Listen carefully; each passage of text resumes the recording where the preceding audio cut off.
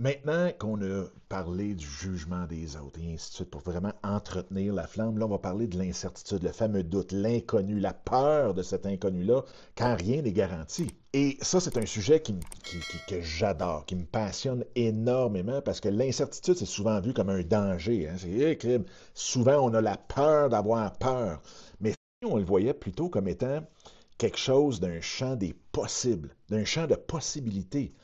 Dans le fond, l'inconnu, c'est un peu comme si de l'autre côté, tu avais accès à absolument tout. Tout est possible de l'autre côté de la porte. Tu n'as aucune idée. Et dans cette peur-là, ce qu'on fait souvent, c'est qu'on va se mettre des objectifs avec des étapes parce qu'on a absolument besoin de savoir de quoi l'avenir va être fait. Et ça, pour moi, c'est une des plus grandes erreurs qu'on peut faire parce que souvent, je l'ai répété dans plusieurs vidéos, c'est qu'on se met un objectif, là, voici les 12 étapes pour atteindre l'objectif, fait qu'on joue au devin qu'il faut absolument ça pour atteindre un objectif. Et là, si on arrive à la cinquième étape puis qu'on ne la réussit pas, ben là, on se dit, ah, tout est fini, je ne pourrai pas atteindre cet objectif-là. C'est pour ça que je parle souvent à mes clients de dire, c'est quoi votre intention sur les 1000 prochaines années? Et là, après ça, ce qui est vraiment le fun là-dedans, c'est que c'est purement de l'inconnu. On n'essaye plus de prévoir le futur. On garde notre idée sur la grande intention qu'on a pour les 1000 prochaines années. Fait que chaque journée, chaque pas qu'on fait devient comme un cadeau à déballer. Fait que oui, il y a des cadeaux qu'on se dit, bah, à quoi ça va être utile, je ne sais pas trop, mais on garde. Puis il y a des cadeaux qu'on fait, mon Dieu, j'aime même pas ça, mais tout d'un coup devient super utile plus tard. Tu sais, les goûts changent, tout est en mouvement, tout est toujours dans cette énergie circulaire qu'on disait, hein, qu'on a parlé dans la dernière vidéo surtout. Donc, c'est vraiment de prendre cette incertitude-là, comme dire à chaque matin, j'ai aucune idée de quoi ma journée va être faite. Puis d'embrasser cette adrénaline-là, d'embrasser cette énergie-là que tu sais, d'ouvrir un cadeau juste avant qu'on l'ouvre, quand on ne sait pas c'est quoi, puis qu'on n'a pas envoyé notre liste, voici ce que tu vas m'acheter.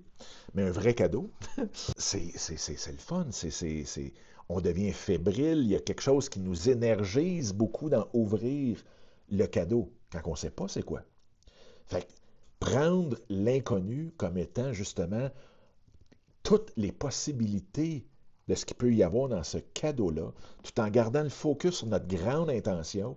Puis peut-être qu'en déballant le cadeau aujourd'hui, on va dire, je ne sais pas à quoi ça peut même servir pour ma grande intention, mais bon, la vie me donne ça.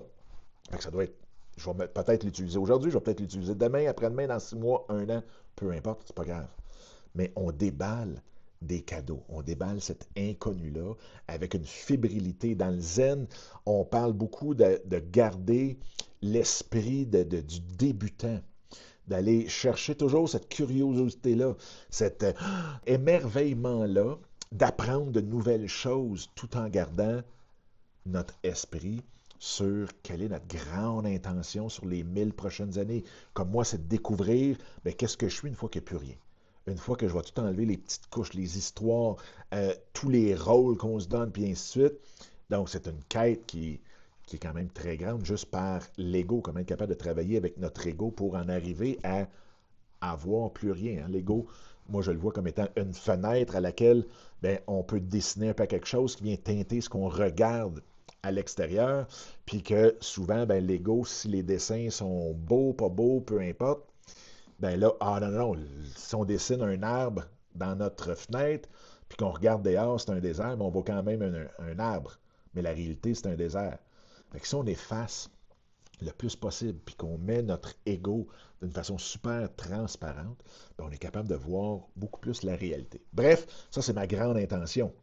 Donc, quand on regarde la flamme qui vous habite, tout le kit, les intentions que vous y avez mis, comment vous en prenez soin, comment vous allez faire pour garder l'équilibre là-dedans, nourrir cette flamme-là, de perdre le jugement, la comparaison avec les autres, puis qu'aujourd'hui, c'est de cohabiter avec cette peur de l'inconnu-là, c'est de changer notre vision de ce que c'est l'inconnu.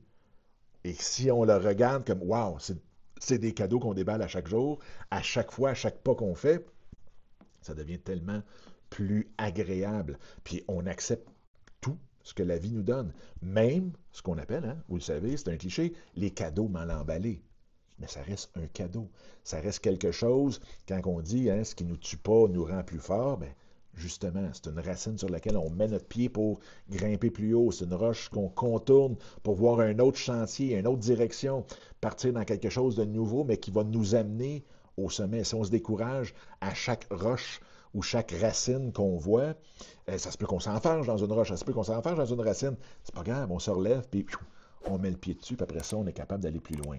Fait que vraiment changer votre mindset, votre vision de ce que c'est l'inconnu, de ce que c'est une porte à ouvrir, puis d'embrasser, de dire que la vie habite en nous. On est 100% complet, on est 100% en contrôle, en responsable de ce qui se passe, et non pas coupable, mais 100% responsable de ce qui se passe dans notre vie. Ben go! La vie nous habite.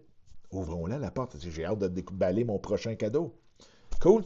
Donc, tout ça, gardez ça en tête. Dans la prochaine vidéo, on va voir comment utiliser cette incertitude-là, cette peur-là, pour créer, dans le fond, un projet qui est aligné à tes valeurs profondes, plutôt que de copier ce qui se fait ailleurs.